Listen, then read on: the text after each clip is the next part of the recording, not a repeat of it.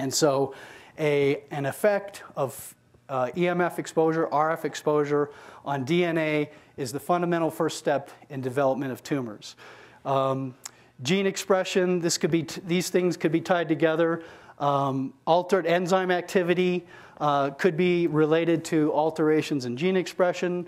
There are immune system perturbations, endocrine disruption. My work has focused on the production of the hormone known as melatonin, altered blood-brain barrier, changes in autonomic nerve function, alterations in sleep and circadian rhythms, various neurological symptoms.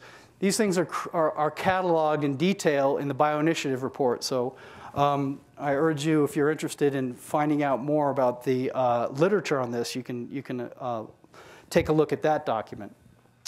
Now, what about the epidemiology of the effects of RF exposure? And in particular, I'd like to focus on radio and TV transmission, since I'm kind of focusing my talk here on Lookout Mountain. So these epidemiologic studies of RF exposure on outcomes in human populations have typically focused on cancer, and the focus has generally been in 3 different types of exposure scenarios. Worker populations, where exposure was characterized using either their job description, or slightly more sophisticated would be a job exposure matrix, where the predicted exposure of each job is assigned to each worker according to the amount of time they spent in that job. Populations living near radio and TV transmitters, where they look at the rate of disease in communities as you move further away from the transmitter. So if there was an effect of a transmitter on cancer outcome, for example, you would expect there to be high cancer rates really close to the towers. And as you move further away, you would expect the cancer rates to get lower and lower until you get to a point where they would reach background levels. And so there have been quite a few studies using this type of approach, where they kind of draw a bullseye around a TV or radio transmission tower or a cluster of these, and then look at rates as you move further away. And the results have been mixed in many cases. Then there's the mobile phone use and whether that's associated with brain cancer. There's a huge literature on this now, and everybody is sort of eagerly anticipating the release of the Interphone results, designed to be a definitive look at whether or not cell phone use is associated with brain cancer. We've already had some hints with some of the Interphone participating countries. They've already seen increased risks. Other studies have shown no risks. This is a very controversial field. And aside from the controversy, the study of cell phone use in brain cancer presents some very pithy epidemiologic problems methodologically. Can you get good recall from asking people how often they use their phone? There's differences in participation rates among controls, and if they use phones at different rates, then these non-participants can be very pivotal in the outcome, in determining what the results are.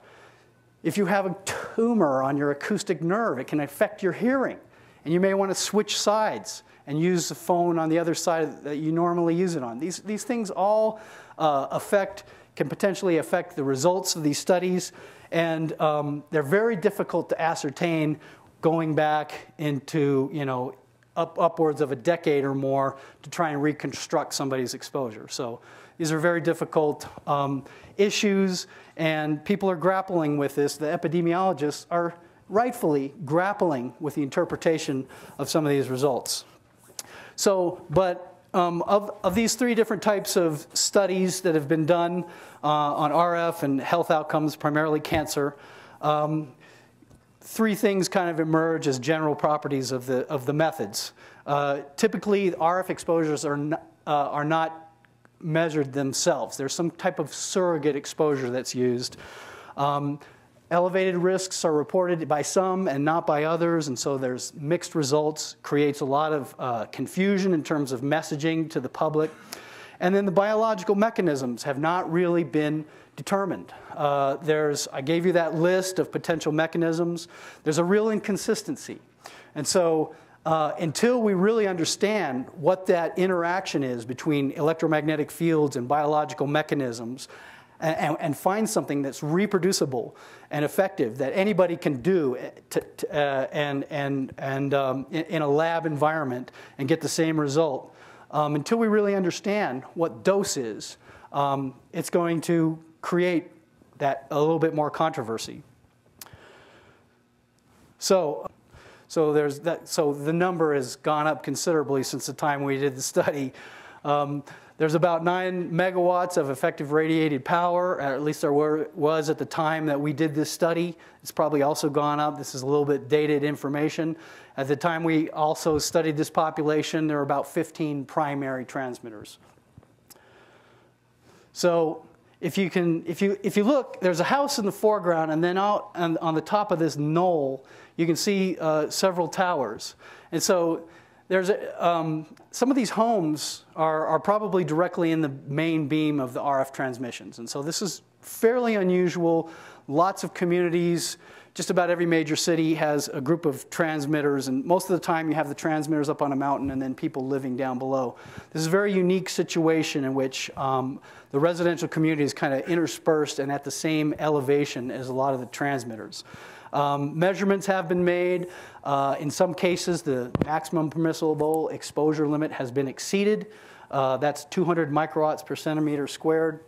These are areas that are very close to the tower, not in anybody's home that I am aware of.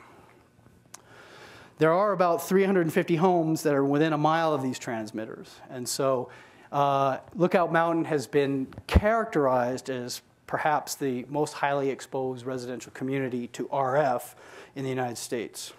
So this is an important area for study because of the elevated exposures. And so one of the things that happened based on some petitions that the community had made was a evaluation of cancer rates in the community. The state health department, there's a cancer registry that is maintained by the Colorado Department of Public Health and Environment. The community asked the health department to look to see whether or not cancers are elevated in this community. So what they did is just taking information out of the cancer registry for this census tract, which includes the towers as well as a large area surrounding Lookout Mountain. This is Lookout Mountain here. This is, for those of you who are local residents, you recognize Lookout Mountain Road, and most of the community lives here. There's another smaller community in this area. This is Golden. And so what they did is they just take the information out of the cancer registry, identify how many cancer cases there are. This is the observed number of cancers. And then they apply cancer rates to the population size within the census tract to calculate how many expected cancers you would how many cancers you would expect to see if the rate of tumor incidence here in the census tract was the same as the whole area of Denver. Actually, they didn't use all of Denver. They used some specific communities in Denver that had the same socioeconomic status as Lookout Mountain. And that way they were able to match for SES. SES is a known predictor of cancer, of some types of cancer, and so they also match by age. And so in this way, they get the expected number of cases. You take the observed number of cases divided by the expected number of cases. And if that number is greater than 1, then you have an increased brain cancer, or cancer risk. I keep saying brain cancer. So this is what the health department did. They had an initial study and then a follow-up in 2004. And in general, throughout the whole census tract, there was no increase in cancer. They looked at all cancers, and they looked at specific cancers that had been linked with RF exposures previously. There was no increase in leukemia, no increase in non-Hodgkin's lymphoma, no increase in breast cancer, but there was an elevation in brain cancer.